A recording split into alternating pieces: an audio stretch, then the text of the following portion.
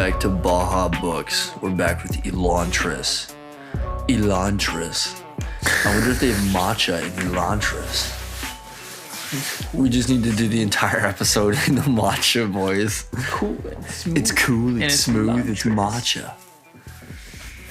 So we're starting with chapter 54. Oh, no, I keep saying 55. We're starting with chapter 54.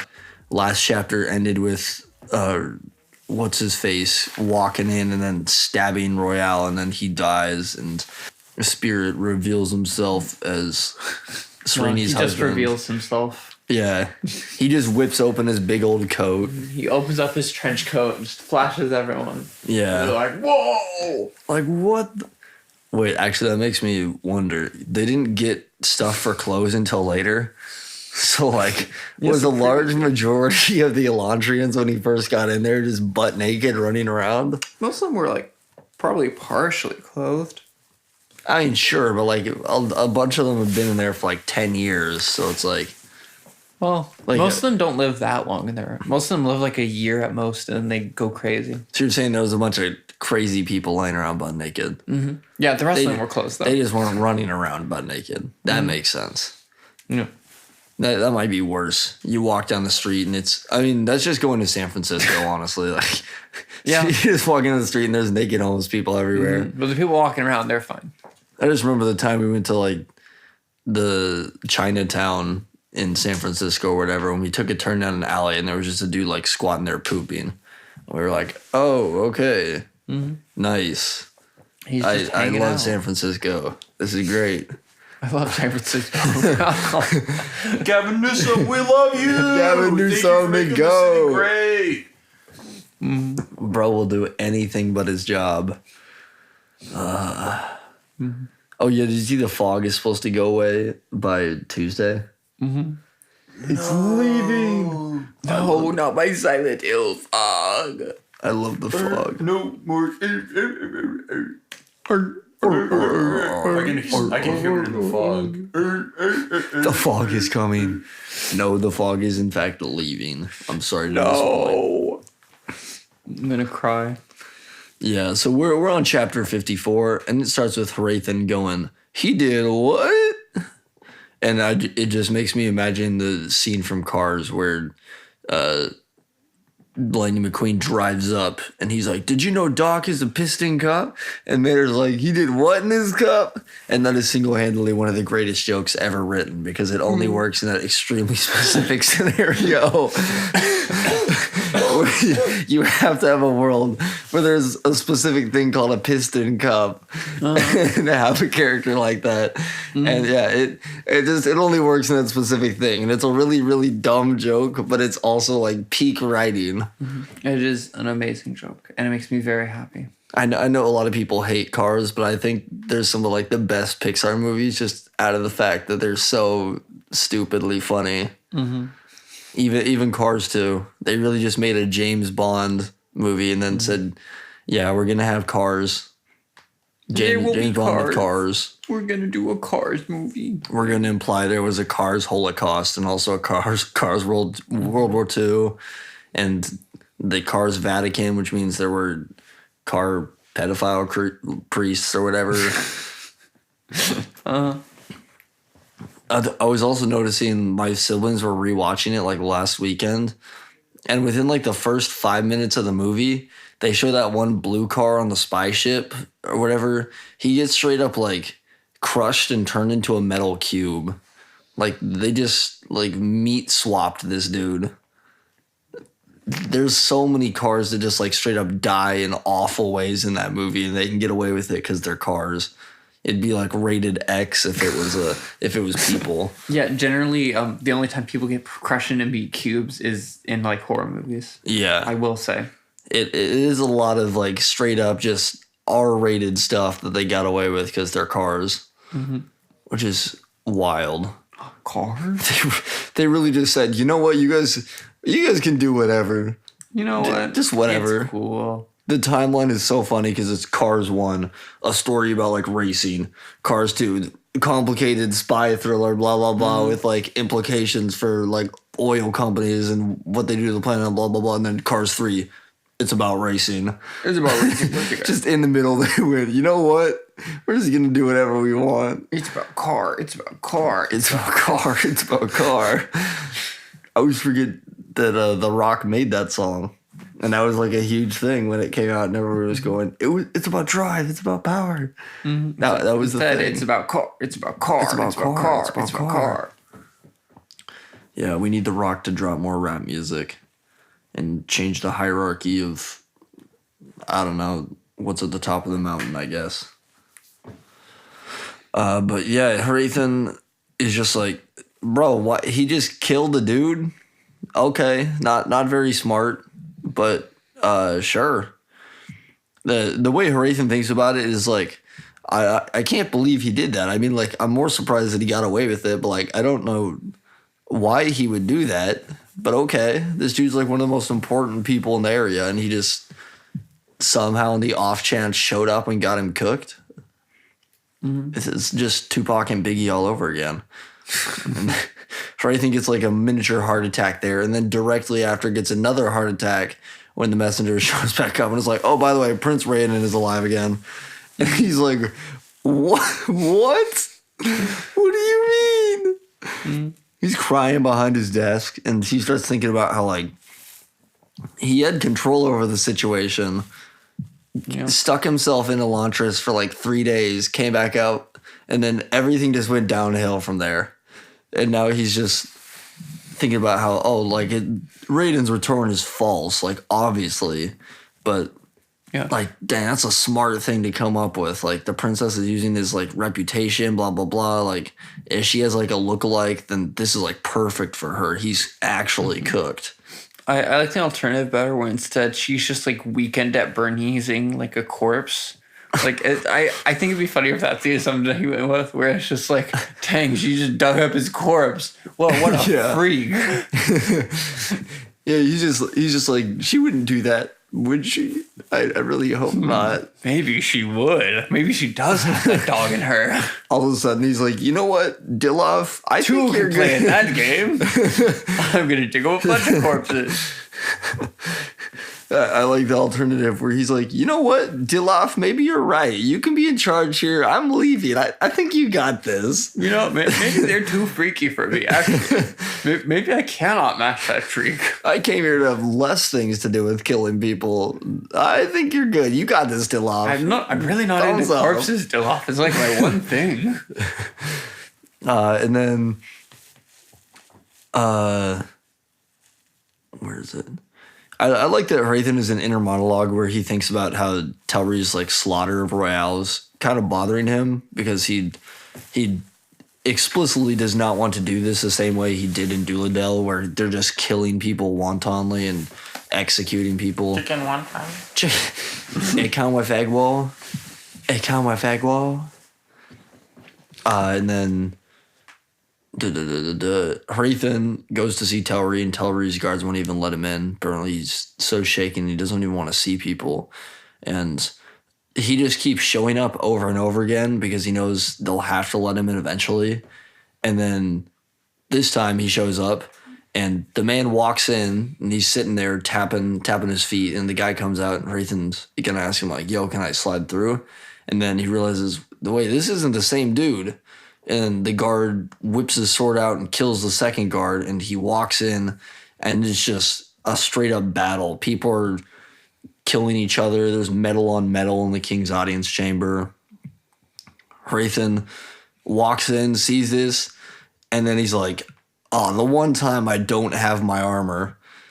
Everything's up in fire. There's a bunch of the guards and stuff of the Elantris guards are fighting with Count Eandel's legion. So I guess Count Eandel just sent all his people to come start killing everyone.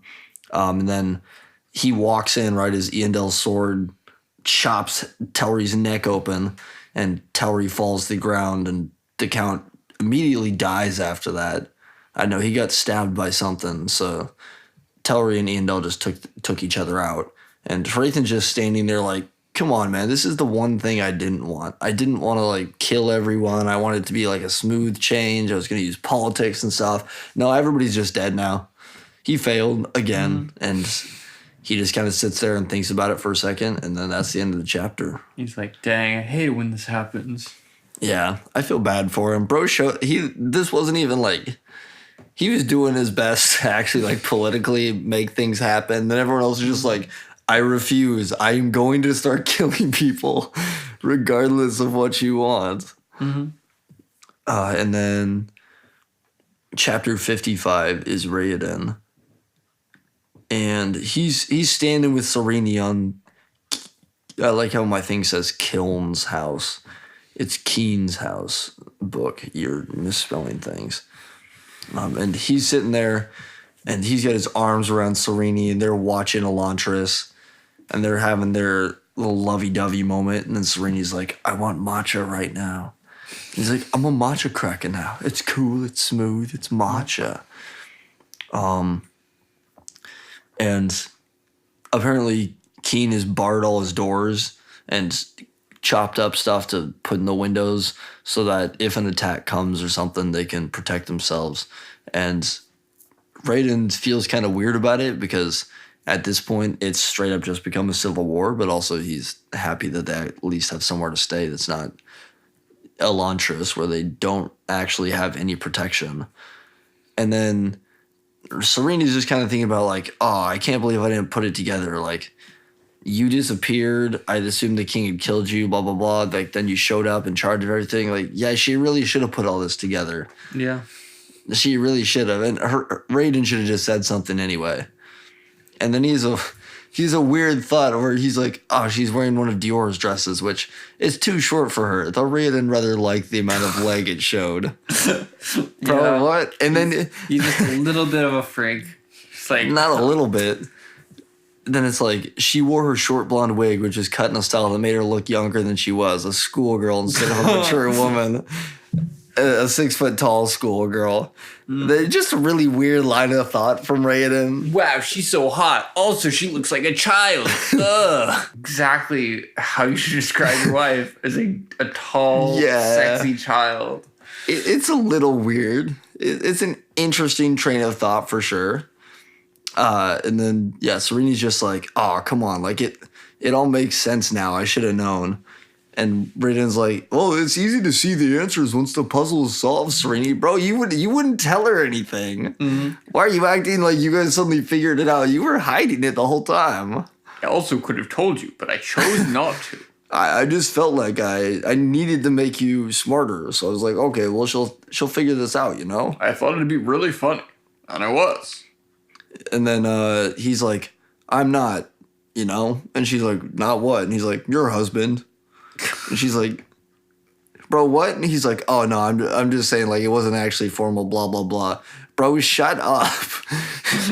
You know, technically, I'm not actually your husband. Like, this dude's just actually yapping. I mean, I get it. He's sitting there with his baddie, and he's like, oh, what do I say? I need to fill the silence. What do I, I'm not actually your husband. It's not legally binding. Bro, I'm not actually shut your up. husband. What? No, not yet. Not yet. I'm not your husband yet. We got actually. And then, They look towards K, and everything's just kind of cold and lifeless because people aren't, walking around and stuff. Well, there's a revolution going on. The only like movement and any of that kind of stuff is from the square market where there's all the merchants from Fjorden that they showed up and now they got to stay there regardless so they can sell all their stuff. And then the palace has Elantrian city guards pouring all over the place. They just start thinking about how like, oh, we miss Royale. Like he was a cool dude. He was definitely said nothing weird about like younger women and wanting to make them work for his fortune. He didn't say anything about that. I love this nice, non-creepy old man. He was my favorite. There's a lot of stuff here that I don't really care to go over. Some thoughts about how he's thinking that, oh, I could have like saved Royale if I'd known the right aeons, but they still aren't really working. So as much as he's been messing with all the modifiers and stuff, he's like got pretty much nothing working than like the minor illusion stuff that he's been doing. And then I liked it. Raiden, suddenly looking at her, Raiden remembered something from last night's studies. Reaching out, he pulled off her wig. Nice. Very cool of you. Thank you. And then it says, Sereni turned with questioning, annoyed eyes. Well, yeah, I was. She just reached out, give me your wig. Her wig got snatched. And then he has a plan here. He draws an Aeon that makes her hair start to grow. I don't know why he just reached out and ripped her wig off, though. He could have just been like, oh, by the way, I can fix your hair. Let me fix your hair, girl. Once again, bro doesn't tell anybody anything. And she's like, oh my gosh, thank you. You have no idea how this means. And she looks at him and she's like, show yourself to me. It's like, what do you mean? And he's like, my face? And she's like, yeah, my face, you weirdo. What do you think? I was trying to like, I mean, He's like, damn, girl's freaky. he's like, whoa, we up here on the top of your uncle's house. That's kind of crazy. Everyone is underneath us. And yeah, he pulls off the illusion.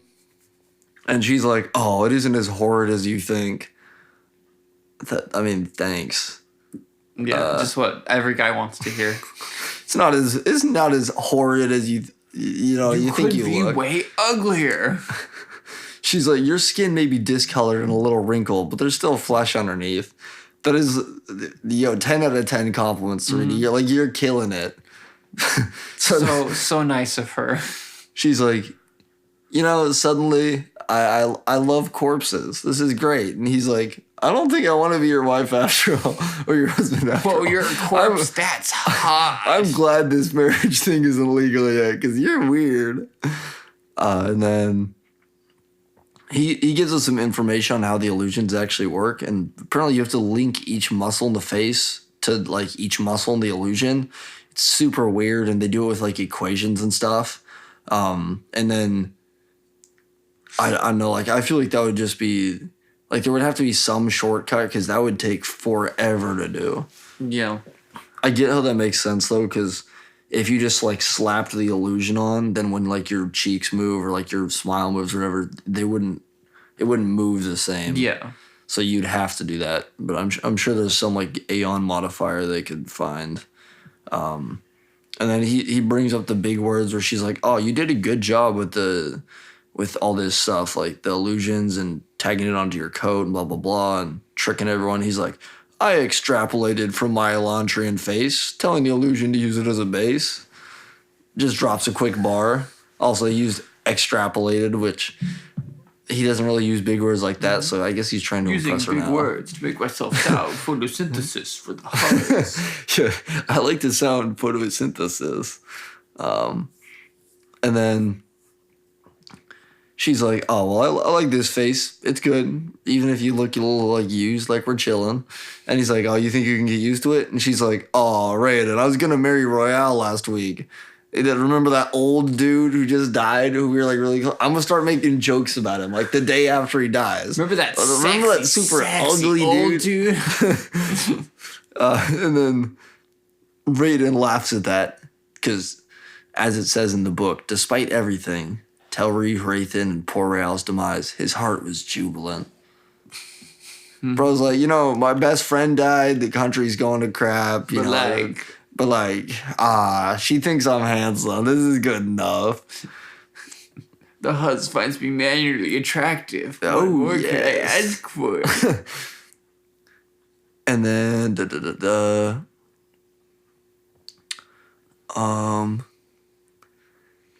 they see a bunch of soldiers doing something. They see a bunch of soldiers like laying out blankets and sheets and stuff in front of the I think the castle. And Raiden's like, oh, don't worry, I got you. And he does like a magnifying glass Aeon somehow. And so they can like zoom in and stuff. And they finally get to see all these corpses in rows being pulled out. And then she sees Eondel's and Telri's dead bodies there. And they're like, oh, great, like another one down. And that's the end of the chapter. Now that's like a bunch of their friends dead. Yeah. And then we get chapter 56, which is, who is this? Oh, this is Sereni. And then Ash is just explaining what happened. And all of them are kind of like huddled at Keen's house and going over like, I mean, he was doing what he wanted to do for like honor and stuff, but that was still stupid. Like he still got himself killed, got a bunch of people killed, and in the end, he didn't really like fix anything. Which I get. I mean, that's the problem with all like bloody changes of powers. Sometimes people do stuff for a reason they think is honorable, whether or not it actually is helping in the end. And then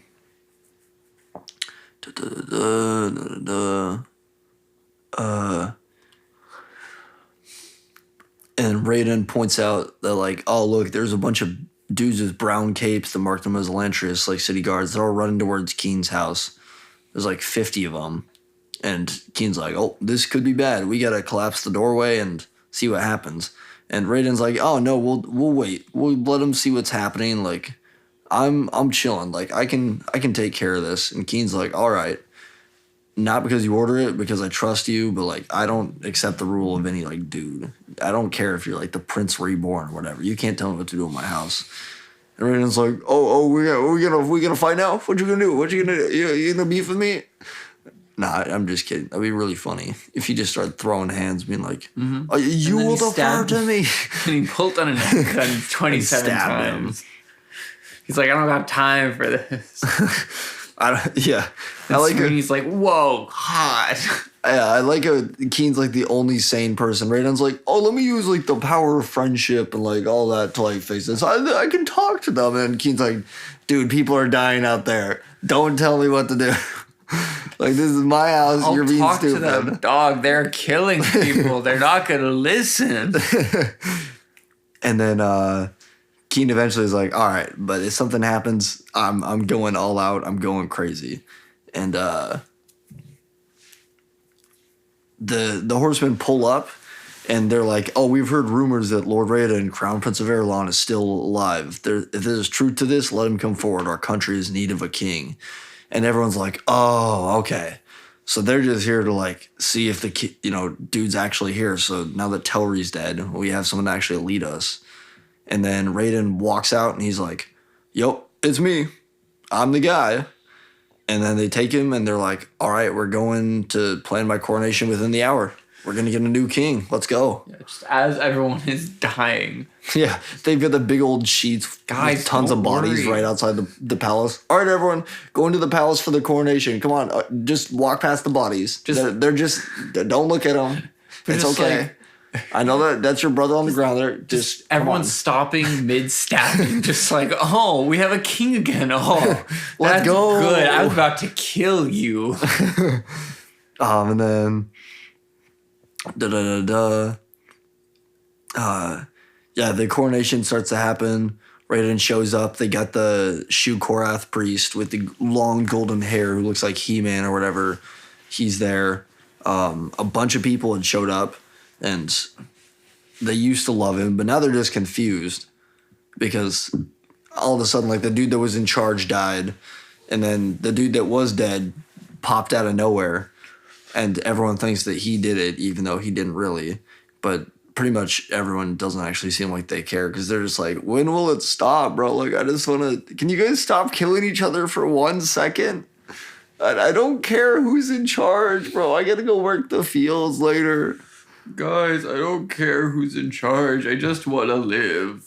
I don't have any stakes in this. Please. And yeah, so he starts giving them a speech and being like, oh, it's been so long since we've had a unified like front and we need our king and blah, blah, blah. And then he freezes because he feels somebody else manipulating the door, which is something that he's never had happen before. And he's searching through the crowd. Like, who else is doing this? Who else even knows the door exists and is, like, able to use it? And then his eyes fall on this small red-robed figure using the power, and it feels like it's coming from him. And Raiden's like, a Derethi priest? What the heck? And then a bunch of people start fainting. A bunch of people start looking shocked. And then Hrathen doesn't even have to look. He knows his illusion is gone, and the Derethi priest that was manipulating the door has like somehow taken it down. And Hrathen just kind of sits there and he's like, damn, I was so close. Mm-hmm. And then Serene starts giving another speech and she's like, come on, guys, like, does it really matter? Like, look at him. This is your, like, king that you've been wanting. This is still him, even though he's horribly disfigured. He's still handsome. He's still the same dude, kind of. Not really, but, like, he's kind of. I mean, you guys have been killing off your last couple of games. Don't you want someone who, like, already died? Like, how are they going to kill him? He's already dead. Isn't that good enough? And then she kneels before him and she's like, I, for one, accept his rule. Can an Elantrian be any worse than a king like Idon or Telri? It'd be really funny if she knelt down and said that and then just nobody else joined her. Yeah, but no one's like, but he's ugly now. Everyone turns and starts walking out slowly. Yeah, everyone immediately starts killing each other. Yeah. Oh my gosh, that'd be really funny. And yeah, everyone starts kneeling, shooting Lucal, and pretty much all of her noble friends start kneeling, and the crowd just kind of starts going with it. Everyone looks stunned, but hey, like, it's happening. And some of the people start, like, confusedly cheering, but one person isn't. And it's Dilaf. I don't know, for some reason it didn't say that the dude they saw manipulating the door earlier was Dilaf, but now it's saying that it's Dilaf. Mm.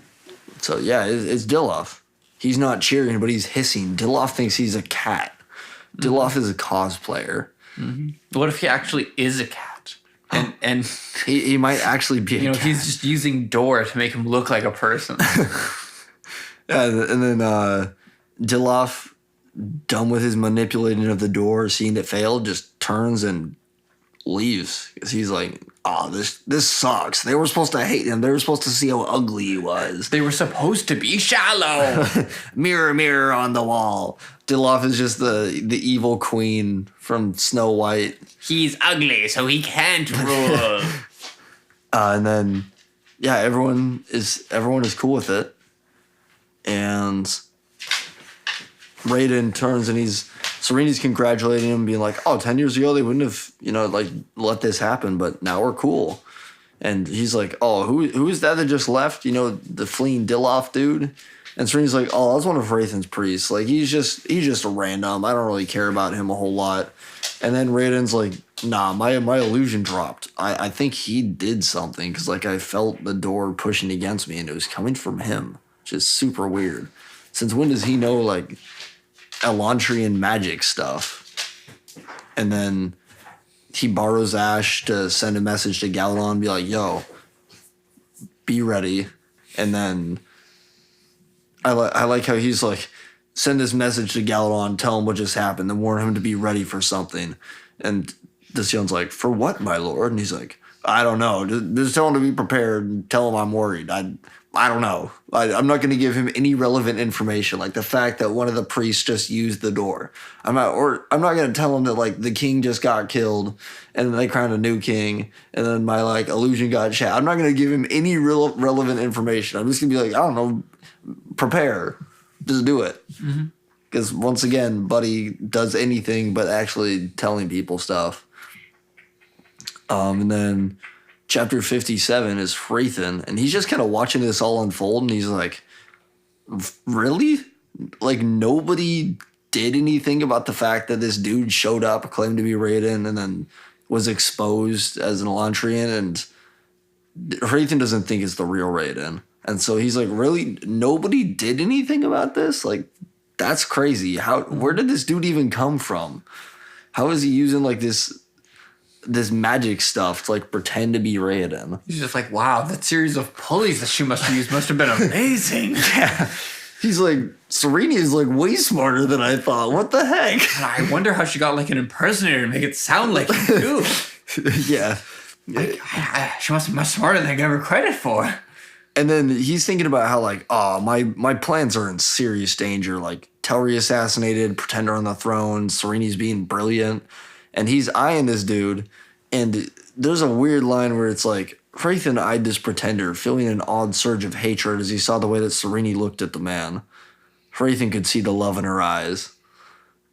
What? He's developed feelings for her? I don't know, but apparently he feels like odd surges of hatred.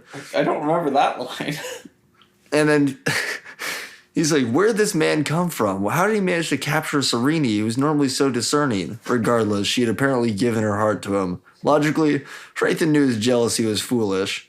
Hrathen's own relationship with the girl had been one of antagonism, not of affection. Why should he be jealous of another man? Bro's getting into his little, what's the word when you, like, hate the person who, like, captures you or whatever? What's the term for that? Like, people who fall in love with their kidnappers. Stockholm syndrome? Stockholm syndrome, yeah. It's like Stockholm syndrome, such as falling in love with the person who he's rivals with. Yeah. It's enemies to lovers. Bros is enemies to lovers. It is enemies to lovers.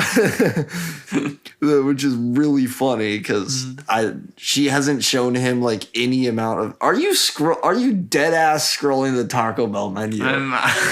This hoe is scrolling the Taco Bell menu. I'm debating. Every single day, bro. How big I'm back do debating. you have to be just to sit there and you're not even buying anything? You're just scrolling I'm the thinking about getting it afterwards. Dog, I had a very long day. in my free time, just sitting there. Nice menu. Oh, that's a crazy combo. Oh, and with the drink. Oh, that's crazy. Yeah, it's just scrolling, you know. I'm thinking about whether I actually want to spend money on Taco Bell.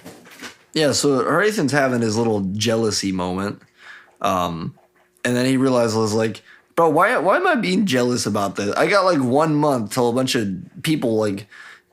Until the Dorethi come through and just kill like everyone. Why am I worried about like my girl crush, bro? What is this? I have to convert an entire kingdom and I'm worried about like, oh, she likes this other random dude. Yeah, he's being real tsundere right now. I don't know what that term means, and I don't want to. I'm positive that you have been informed about what this means. I probably have, and then I probably like buried that memory, so I was like, not. It's just it's not like I like you or anything. Oh, so that one anime you like or the manga you like, Dog, there's a lot of them. With It's very common. the one I bring up all the time that you like, with the dark skinned girl who like bothers her classmate or whatever. Nagi, Nagatoro. yeah, whatever that one is. I mean, Isn't that kinda. what That that one's one is? that one's more just about bullying. Oh, okay. Yeah, that sounds about right. I mean, yeah, that's technically what's happening. I mean, they're doing like bullying on an extreme scale where they're killing other people, but it still counts. How dare she fall in love with another guy? What about me?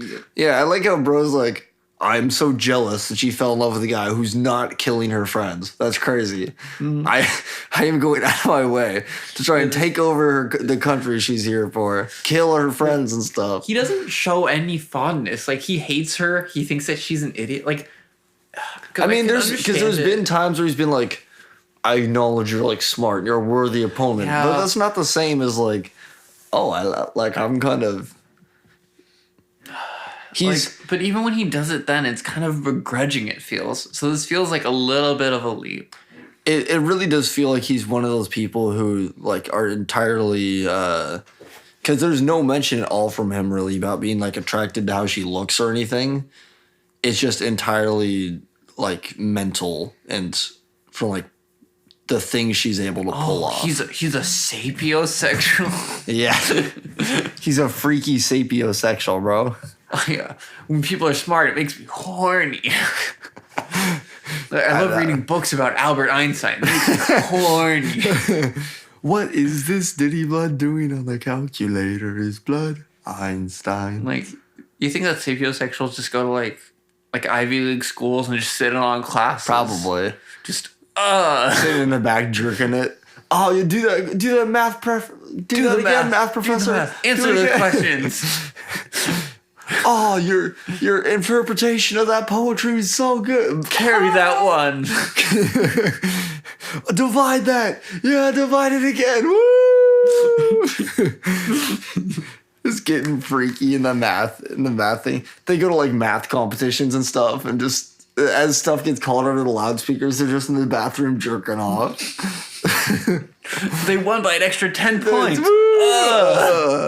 The way he solved that equation was crazy.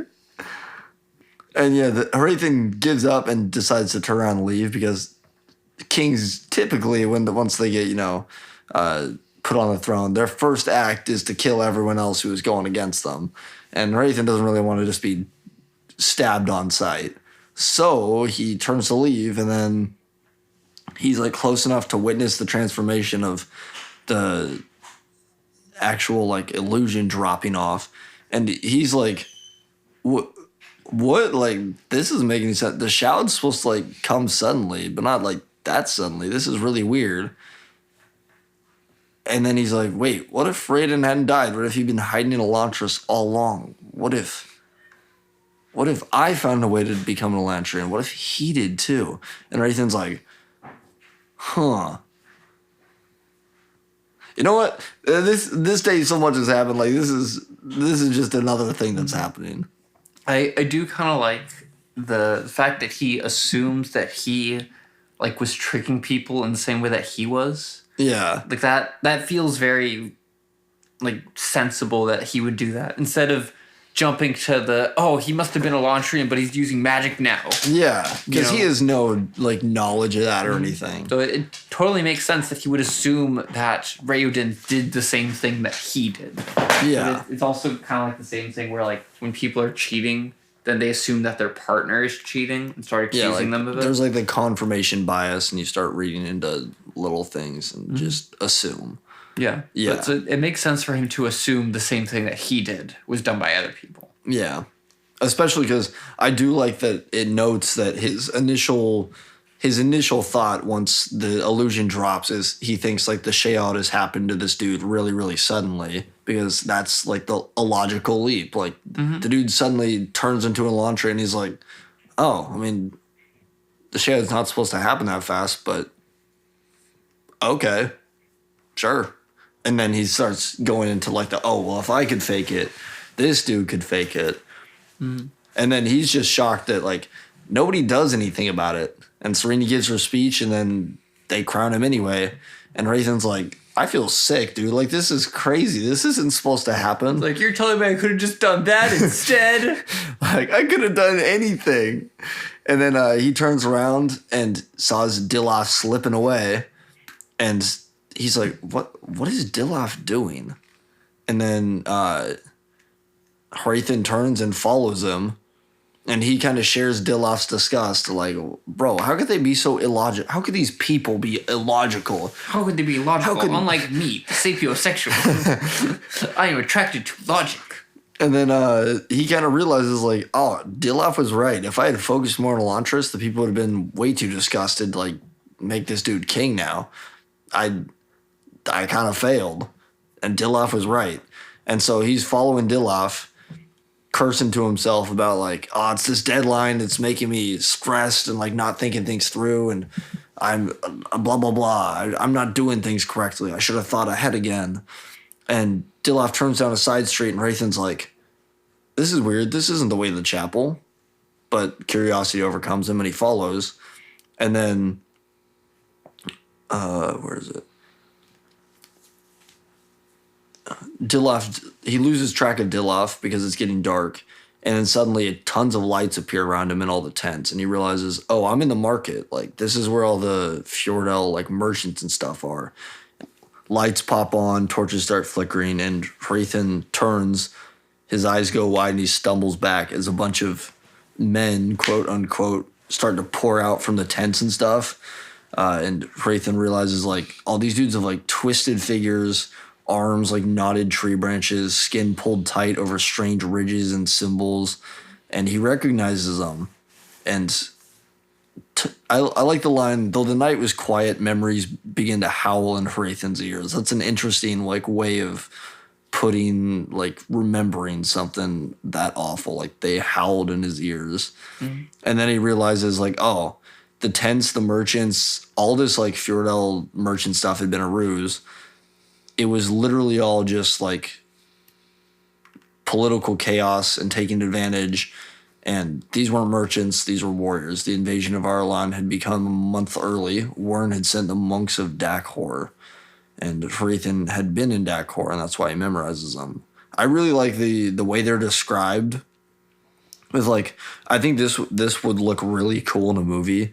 It's just like the walking down like the pitch black alley, and then the like super cinematic, like the lights flicker on. You see all like it's like super Lord of the Rings or something with the super skinny, weird, like twisted looking dudes with like I kind of get like a Wendigo vibe from it almost.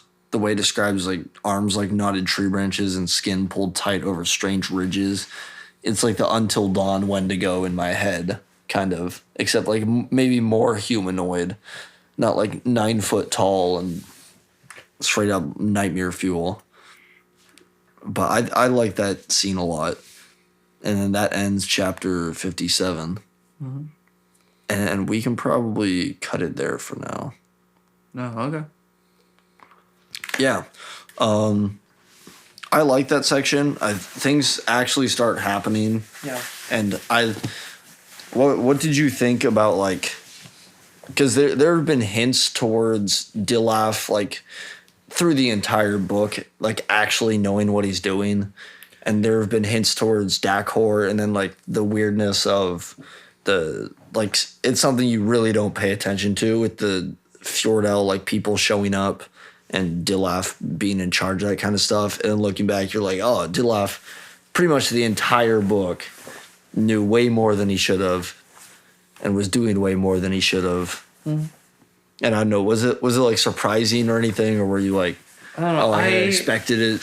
I had assumed that he had some kind of plan and that he was going to end up doing something. But like I really didn't have any specifics. I was really surprised when he was able to like do the magic. Yeah. I was not expecting that because that does come out of like left field. Like all of a sudden, he knows how to use like the door. Okay. Yeah, which I'm assuming it's going to get explained. Maybe. Hoping it's going to get explained. Yeah, you'd probably want answers to that. Yeah. And yeah, we got the Dakhor monks now, which apparently they're like not even people. They're like weird creatures. So I guess Hrathen joined to, and then he realized like, oh, they're like going to turn me into something else. And that's probably why he left. Became like a Gjorn or whatever. But yeah, so that's, what do you think that's going to lead into? Like, do you think they're going to just go around killing everybody, or? I don't know. I'm assuming he's going to do something on the lines of, he's an Elantrian. Elantrian's bad. We must kill him. Do you think he's going to like kill the Elantrians then, or like just random people in general? I don't know. My assumption was that he was going to basically do kind of like a Nazi, like the kill all the Elantrians and the Elantrian sympathizers. Okay, that, yeah. Because I read like the chapter after this, but like 1 or 2 chapters after this, but I don't really remember as much because that was a while ago. And I haven't brushed myself back up. Yeah. So you think we're going to get the ethnic cleansing led by Dilaf and his pretty much creepy monk warriors? Do you think Hrathen's going to go along with it, or is he going to be like, no, Dilaf, we need to be humane? I don't think they're going to make him a Nazi sympathizer equivalent, pretty much. I don't think that they're going to do that. I mean, I think that he's going to be like, maybe we shouldn't do a mass genocide. I mean, all these people are going to die, but like maybe not all of them have to die. But by like this point in the book, I really just start feeling bad for Hrathen, because he kind of like, his entire memo from the beginning has been, how do I do this without like killing people like I did before? Like I feel awful about murdering tons of people last time. How do I do it any other way? And then at the end of the day, like, no, the like Dakhor warrior monks and these demonic people are here to like slaughter people, and Dilaf, the crazy, like absolutely bat dung insane, like he's gonna ethnically cleanse everyone. Like, yay. Everything I've been trying to avoid is now. I also feel bad that he's like a month early. Come on, man. Like I didn't even get to finish. Poor dude's going through it. Yeah. Imagine you do all that work and you're just like, dang.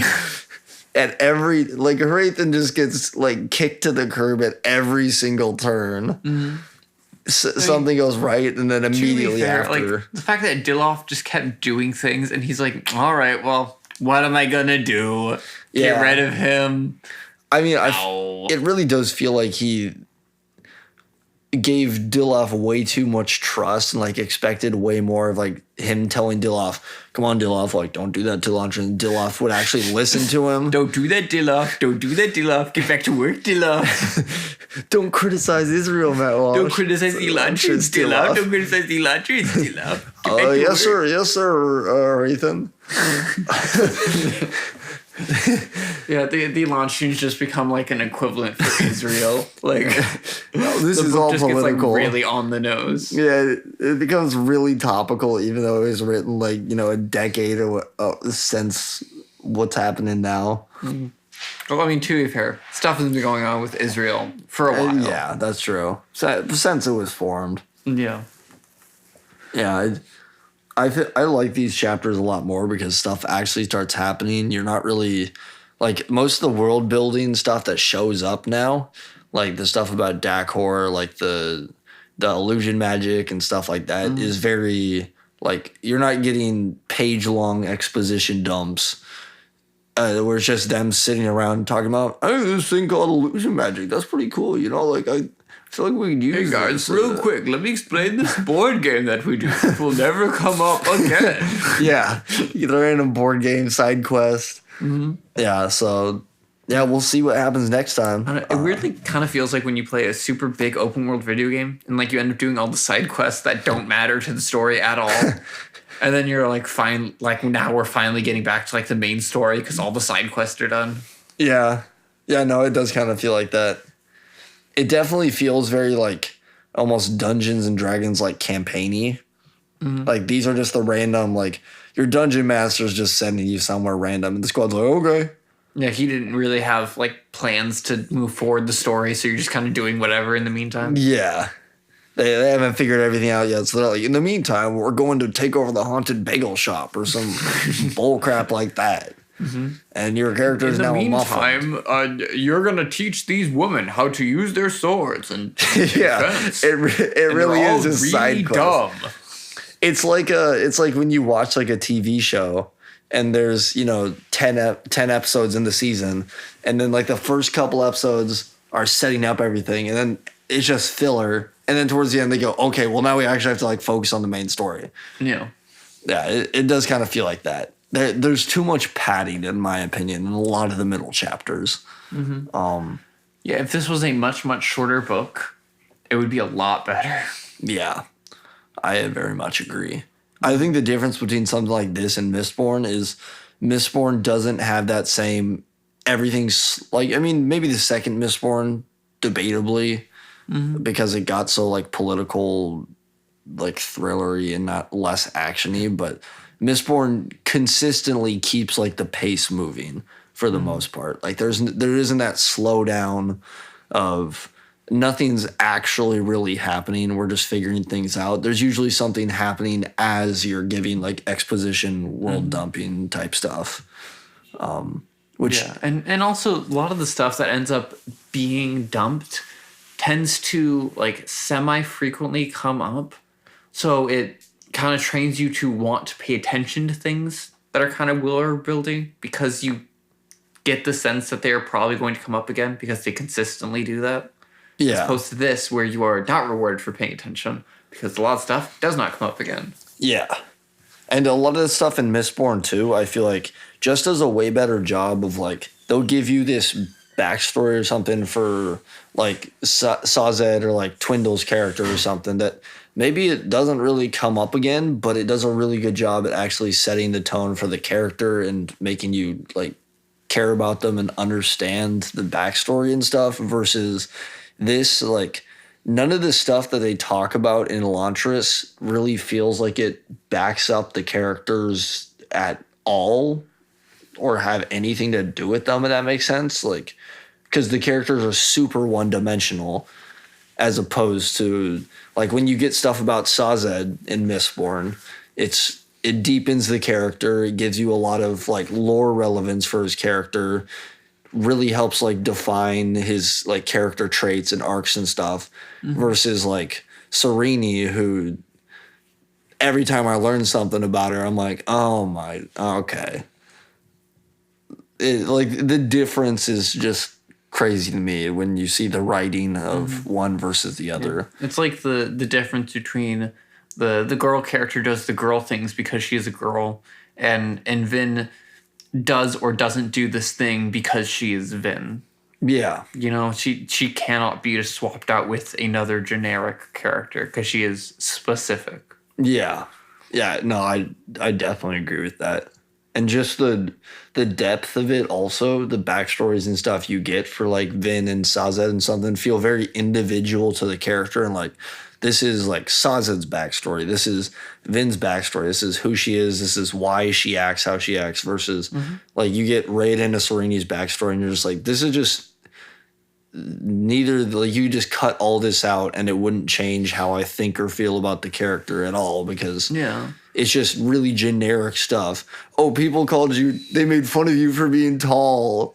That, like, okay. Yeah, like, for example, with Vince, the part that I really liked is she was, you know, for many years, like, used to just being around almost exclusively guys. And so she just got really comfortable, like, just changing around them because that's just kind of what she did. Whereas opposed to, like, Sereni would still be, like embarrassed to change around people. Like, that wouldn't have affected her in any way. But, like, the fact that she is now different and does something that it wouldn't be standard, basic, boring woman stuff, as a result of that is good because it makes her a unique character as opposed to just a woman. Yeah. I think it also feels a lot more like there's a reason behind, because it doesn't really mention that a lot about Vin or anything. It only comes up like once or twice, but it's very like, here's this fact about her that gives her character some depth, and like here's a reason for why she thinks and feels the way she does versus everything Sereni does is like very tacked on and like Sereni does this just because. Just because. Why not? Because I want to write it in there versus it feeling like this is an extension of the character. This is me thinking through what has this character's life been like? What would she actually do? And that's very different between like Vin is a completely different character by the end of like every book in Mistborn. She has an actual arc. Versus Raiden and Sereni, neither of them feel like different characters by almost the end of the book. Yeah, and none of them change at any point during the book. They're completely flat. Yeah. The only one who's any sort of growth is Hrathen. The other two are just like, it's just one track. They're exactly the same people they were at the beginning. Yeah, it kind of goes with pretty much every character in the Elantris book. All of them are very flat and just events happen in the book, but the characters don't change at all. Yeah. Things happen around them, not really like to them. Yeah. Which is usually not a good storytelling device. Usually you want the plot and the world to have effects on the characters. It's fine if it's about the events of the book, but the events of the book are so boring. Yeah. Because, having just events happen where there's not really much going on is only good if the characters are good. So having the characters be very flat and also the events be very boring for most of the book makes for a pretty dry read. Yeah. Yeah, and I think having like Mistborn or something where there's events happening that might not necessarily all be the character, like happening because of the characters, but they happen to the characters and the characters change because of those events versus like Elantris is just stuff happens because of the characters, but that's about it. Like there's no emotional payoff or actual growth because of those events. Like they just do stuff and then stuff happens and they're like, okay, anyways. Versus something happening in Mistborn like Vin or Sazed or something, it completely changes their like worldview or character. Sazed loses Twindle partway through and the stuff at the end of Well Ascension happens and he starts like rethinking his entire life and becomes a completely different person. Vin loses like Kelsier and stuff, and like the characters have actual things that happen that reflect who they are as like people, which feels realistic versus like Elantris Royale, who's their like homie, dies. They're like, okay, anyways. And their Count Eondel dude dies, and they're like, okay, anyways. Yeah. Like they're just like, okay, to everything. You know, or like, you know, your dad dies and you're like, oh dang, I'm sad about this. And the next chapter starts. Anyways. Yeah. They could do some interesting stuff with like, yeah, like your dad, you had like that love-hate relationship with him, and then you find out like, oh, he's dead, and you're like, oh, it's sad, but also I kind of hated him. And then you find out like, oh, he's, sacrificing woman, and you could do some actual like character growth stuff with that, but it doesn't really. It just it's there for like a page, and then just nobody ever thinks about it again. It doesn't have any effect on his character, which it just falls flat. But yeah, we'll see you guys next week or whenever, and that's it.